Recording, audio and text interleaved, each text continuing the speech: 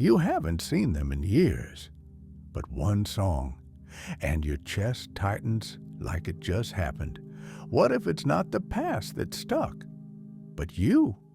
In this video, you'll discover 5 unconscious patterns that shape your choices, your relationships, even your silence. Most people think the past fades, but here's the truth. You moved on. Your patterns didn't. There's a moment, small, quiet, almost invisible. You feel something, a hesitation, a flicker of no, a whisper that says, this doesn't feel right. But instead of listening, you override it. You smile, you say yes, you go along with it, and just like that, you leave yourself behind. Self-abandonment is one of the most deceptive patterns we carry, because on the surface, it looks like kindness, like being easy to work with, like being supportive, flexible, pleasant. But underneath, it's something far more painful. The learned belief that your truth is too inconvenient to matter. You weren't born with this pattern. You developed it, slowly, through repetition. Maybe you were raised in a home where expressing your needs led to conflict. Maybe you learned early that having boundaries made you difficult. Maybe you were praised for being low maintenance and punished, even subtly, for speaking up. So little by little, you adapted. You became agreeable. You learned to smile through discomfort. You became excellent at reading the room and terrible at reading yourself. In Jungian terms, this is the exile of the self. You disconnect from your inner compass to survive socially. You push your authenticity into the shadow, not out of malice, but necessity. And the longer you do it, the more natural it feels, until one day your silence becomes part of your identity. You don't just ignore your needs, you forget they were ever there. But here's the paradox. The more you abandon yourself to avoid pain, the more you create it. You agree to things that exhaust you. You stay in relationships that drain you. You suppress emotions that sooner or later turn into resentment. And then you wonder, why do I feel so disconnected? The answer is brutal in its simplicity, because you've left yourself behind too many times. This is how the past keeps you trapped, not with chains, but with silence. Every time you ignore that inner nudge, you repeat a decision you made years ago to survive by disappearing. And each time you do it, your inner child watches, not with judgment, but with sadness. Because that part of you, the truest part, remembers what it feels like to be ignored. And here's what's worse. You begin to attract people who benefit from your self-abandonment. The friend who always talks but never asks. The partner who makes decisions for both of you. The boss who keeps piling on work because you never say no. They're not the problem. They're just mirrors. They reflect the part of you that still believes your needs are negotiable. So how do you break this pattern? It begins in the smallest moments. When you feel the urge to say yes, pause. When you hear the whisper of no, don't mute it. When discomfort rises, don't immediately smooth it over. Instead, stay. Stay with the feeling. Stay with the tension. Stay with yourself. This is what Jung meant when he said, the privilege of a lifetime is to become who you truly are. But you can't become that person while abandoning them at every crossroad. You have to reclaim the voice you silenced to survive. And that doesn't mean becoming loud or aggressive. It means becoming honest with yourself, with others, with the part of you that's been waiting to be chosen, not by them, but by you. Healing doesn't start with massive declarations. It starts with tiny revolutions, like saying, I need a moment, like not replying right away, like acknowledging that your discomfort is not a flaw, but a signal.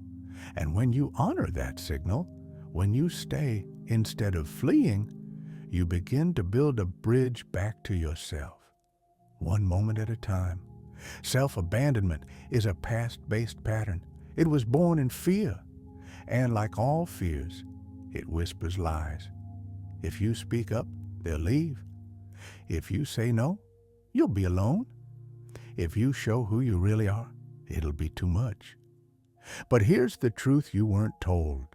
The people who truly love you want you to be whole, not agreeable, not convenient, whole.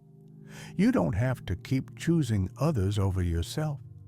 You don't have to perform safety at the cost of authenticity. You don't have to smile through the ache. You can come back, not as a reaction, not in anger, but in love, real love, the kind you were missing, not from others, but from you. This is the first pattern that keeps you stuck in the past. It wears the mask of peace, but leaves war inside.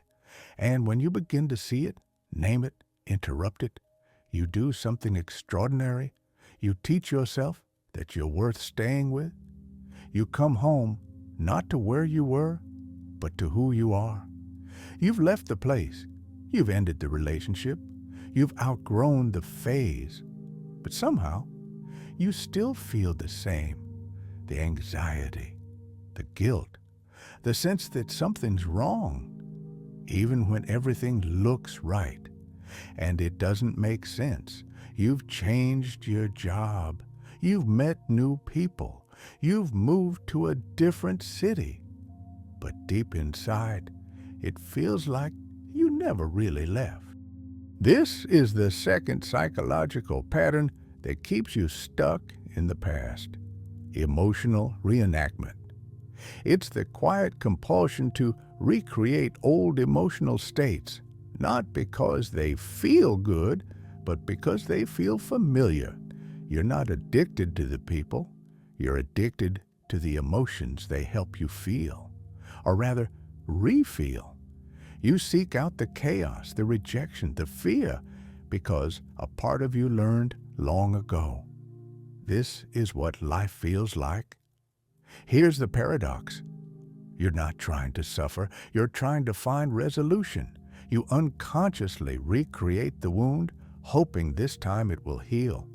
So you date someone emotionally unavailable, just like the parent who never had time for you. You take on too much, just like you did to earn love in your childhood. You stay silent, just like you did to avoid punishment when you were small. And deep down, you hope, maybe if I do it right this time, it will finally stop hurting. But it doesn't stop, because reenactment isn't resolution, it's repetition. Carl Jung wrote, "Until you make the unconscious conscious, it will direct your life, and you will call it fate." That's what emotional reenactment is, calling it fate, when it's really a familiar pattern in disguise. The scary part? You can't think your way out of this loop, because it doesn't live in your thoughts. It lives in your nervous system. It's the tension in your chest when someone raises their voice. It's the fear of getting too happy because something might go wrong. It's the reflex to expect disappointment before it even arrives. You've internalized the script so deeply, you begin rehearsing it automatically. And even when life offers you something different, something safe, loving, stable, it feels foreign. And part of you rejects it, not because it's bad, but because it's unfamiliar.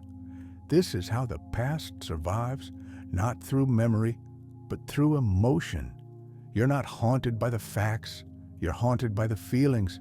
So how do you stop reenacting? not by blaming yourself, not by forcing change, but by becoming deeply, painfully aware of your emotional patterns. What kinds of people make you feel at home? What situations feel oddly comfortable, even when they hurt? Where in your life do you keep ending up in the same emotional place, no matter how many things you change on the outside? That's your clue. That's your echo. That's the past repeating itself through you. Healing begins when you can name the feeling, not just experience it. This tightness, this isn't about them. It's about how I felt when I was 7. This fear isn't about this relationship. It's about the moment I realized love could disappear overnight. When you create that space between the feeling and the reaction, you interrupt the pattern. You say, I don't have to go down this road again. I've walked this story before. This time, I choose a different ending. It won't feel comfortable at first. In fact, it may feel wrong. Choosing peace when you're used to chaos. Accepting love when you're used to distance. Speaking up when you've always swallowed your voice. But that discomfort is growth. It's the awkwardness of breaking a cycle that lived in your body for years. You're not betraying your past by changing. You're honoring it by not making it your future. And when the feeling returns, because it will, don't panic. Don't fight it. Don't flee it. Sit with it. Name it. Hold it like you would a younger version of yourself and whisper, I know where you come from. But we're not going back. This is the second pattern. It keeps you stuck not with thoughts, but with emotional déjà vu. But the moment you stop believing that your feelings are prophecies, you begin to write a new story, one where you are no longer the actor in an old scene, but the author, finally, of something new. Someone walks into the room and doesn't say hello. Your mind whispers, what did I do wrong? A friend cancels plans and suddenly you're flooded with anxiety. Was I too much? Did I annoy them? They're in a bad mood. And without thinking, you start fixing yourself. This is the quiet reflex of a deep psychological wound, taking things personally, not in the dramatic sense, not loud, not theatrical, but silently, chronically, beneath the surface of every relationship. You don't just observe what people do. You interpret it through a lens of self-blame. It's not that they're upset. It's that you failed them. It's not that they're distracted. It's that you're not enough. It's not that they're distant. It's that you did something to push them away. This isn't a character flaw. It's a survival strategy. Because somewhere in your early story, you learned that emotional safety depends on your ability to manage how others feel. Maybe a parent made you responsible for their sadness. Maybe you were praised for being the good kid, the one who never caused trouble. Maybe they loved you in their way, but not in the way you needed. And because a child can't survive the idea that love might be unreliable, you created an illusion. They're perfect. It must be me. And that illusion of the perfect figure who could save you never really left. Now, as an adult, you still chase that figure. You still build them in your mind. You still hand them your heart like a puzzle you hope they'll solve. But here's the truth. No one can carry that projection. No one can complete the story you wrote for them. And it's not their job. Carl Jung warned us of this dynamic when he said, the most terrifying thing is to accept oneself completely. Because the real work isn't in finding the one who'll finally give you what you missed. It's in grieving the fact that you missed it and giving it to yourself. Idealization is a defense. It protects you from facing the heartbreak of what never arrived. But the collapse is just as important. It's not the failure of the other person, it's the return to reality. And while it hurts, it's also an invitation to see people clearly, to stop turning connection into salvation, to love what is, not what you hoped it would be. When you live in this pattern, you cycle between extremes, from they're everything to they're nothing. But the truth usually lives in between. They were kind, they were flawed, they touched something real in you and still couldn't stay the fantasy, and that's okay. You don't need to hate them to let them go. You don't need to destroy the memory to move on. You just need to stop confusing longing with love and start asking yourself, what part of me keeps searching for someone to save me? What am I avoiding in myself by idealizing someone else? Because when you stop outsourcing your healing, you stop collapsing when others reveal their humanity. You learn to sit in the in-between, the gray, the messy. You learn that love isn't perfect. It's not a cure. It's a mirror. And sometimes what you see in that mirror hurts. Not because it's false, but because it's real. This is the fourth pattern. It binds you to the past by disguising nostalgia as love. But you can let go of the fantasy. You can love people without turning them into gods. You can lose people without calling it failure. And most importantly, you can stop waiting for someone to do the work you were always meant to do yourself. You're not broken because no one stayed perfect. You are human because you're learning how to love without illusions. That's how we grow. Not by finding someone flawless, but by becoming someone who no longer needs the illusion to feel whole. You say you want to heal. You say you're ready to move on. But something keeps pulling you back. Not to the person, not to the place, but to the pain. It's not just that you remember the past. It's that the past is who you believe you are. You don't just carry the wound. You wear it like a name tag. You've been the abandoned one, the betrayed one, the anxious one, the broken one. And slowly, quietly, that wound became your identity.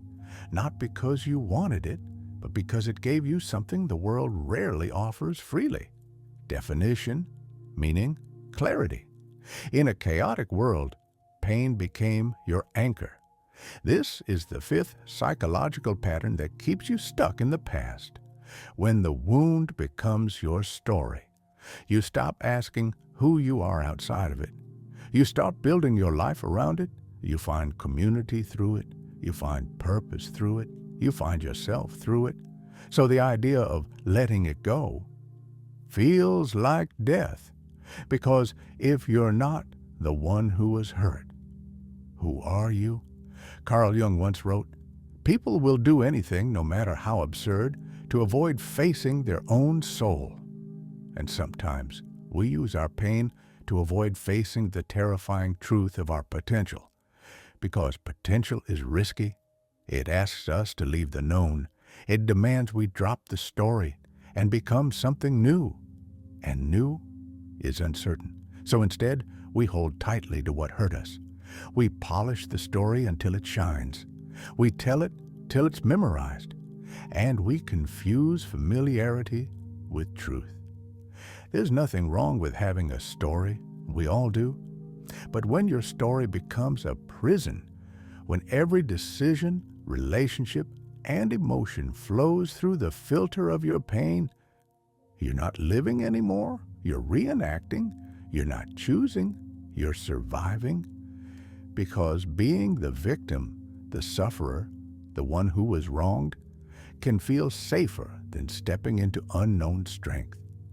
It absolves you from responsibility.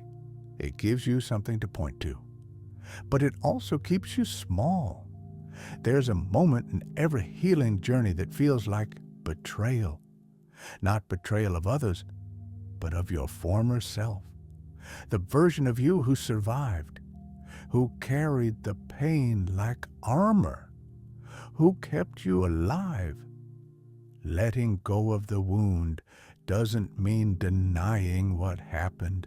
It means honoring it so deeply that you no longer need to live from it. You can remember without reliving. You can grieve without drowning.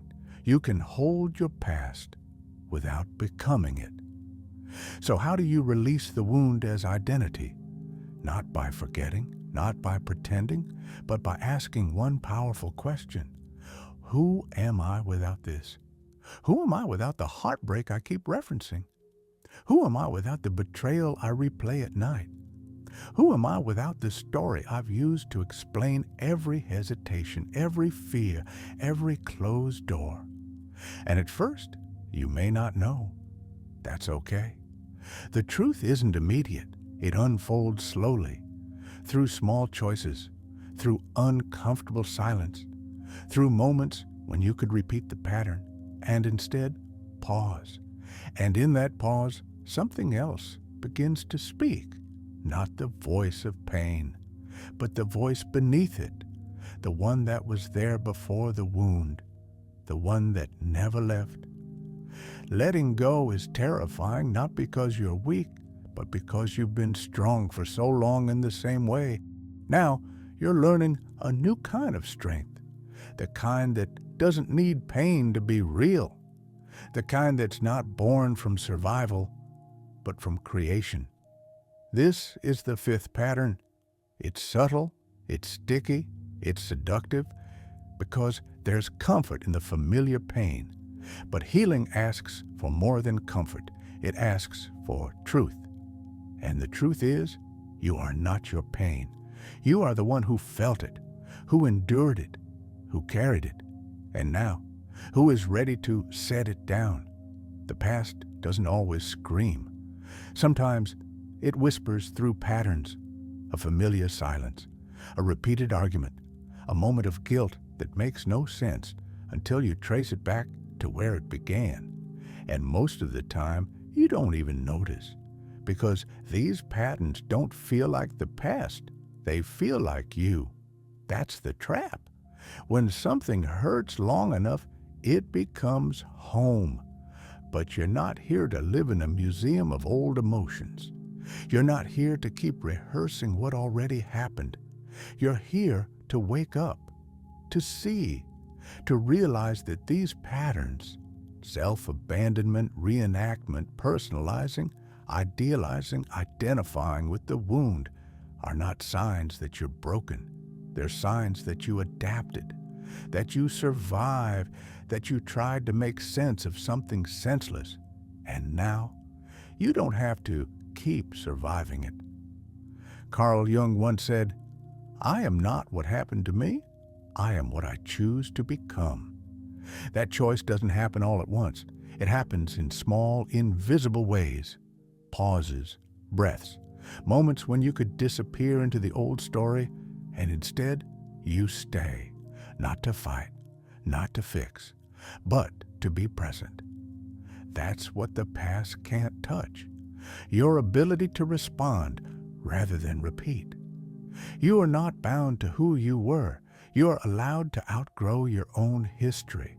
Let others stay asleep in their patterns if they need to. Let the story unfold for them in its time, but you can begin now.